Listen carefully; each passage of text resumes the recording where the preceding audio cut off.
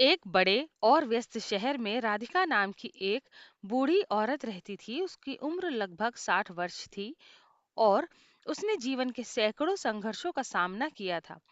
एक वो एक साधारण सी दिहाड़ी मजदूर थी जिसके पति अरविंद का निधन कई साल पहले एक दुखद हादसे में हो गया था। अब राधिका को अपनी एकमात्र बेटी मीरा की परवरिश करनी थी। मीरा एक जिम्मेदार और पढ़ाई में होशियार लड़की थी, लेकिन परिस्थितियों ने उसे हमेशा एक चुनौती में रखा। राधिका के पास पैसों की कमी थी और वो अक्सर दिन रात कई तरह के काम करके अपने परिवार का भरण पोषण करती थी। मीरा स्कूल की पढ़ाई कर रही थी, लेकिन उसकी सेहत कुछ ठीक नहीं थी। समय समय पर उसे डॉक्टर के पास ले जाना पड़ता। राधिका ने अपनी सारी जमा पूंजी इकट्ठा करके उसे एक अच्छे डॉक्टर के पास ले जाने का फैसला किया, लेकिन डॉक्टर की फीस इतनी अधिक थी कि राधिका को मजबूर होकर अपने एकमात्र गहने को बेचना पड़ा। डॉक्टर ने कहा कि मीरा को गंभीर बीमारियों से बचना है और उसे इलाज की जरूरत है।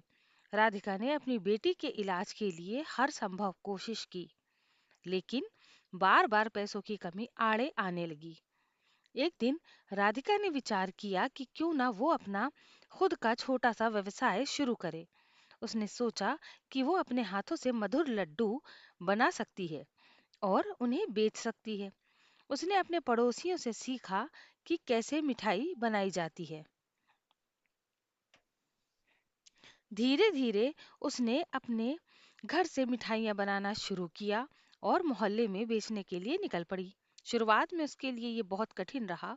कई बार लोग उसकी मिठाइयों का मजाक में लेते थे और कहते थे कि उसकी उम्र में उसे ऐसा काम नहीं करना चाहिए। लेकिन राधिका ने हार नहीं मानी। वो अपने वक्त का सही उपयोग करती और खुद को थोड़ा थोड़ा करके संभालती गई। उनके प्रयासों के कारण उसका छोटा सा व्यवसाय धीरे धीरे चलने लगा। एक दिन जब राधिका ने अपने व्यवसाय को बढ़ाने के इरादे से एक स्थानीय मेले में अपनी मिठाई बेचने का फैसला किया, तो वो बहुत उत्साहित थी। लेकिन मेले के पहले दिन अचानक बारिश आई और उसके व्यवसाय पर असर पड़ा। राधिका ने सोचा कि उसे क्यों न, ये क्यों नहीं छोड़ देना चाहिए। वो परेशान हुई, लेकिन उसने ठान लिया कि वो अपनी मेहनत नहीं छोड़ेगी। उसने अपने पास के स्थानीय दुकानदारों से मदद मांगी और लगभग सभी ने उसे सहयोग दिया।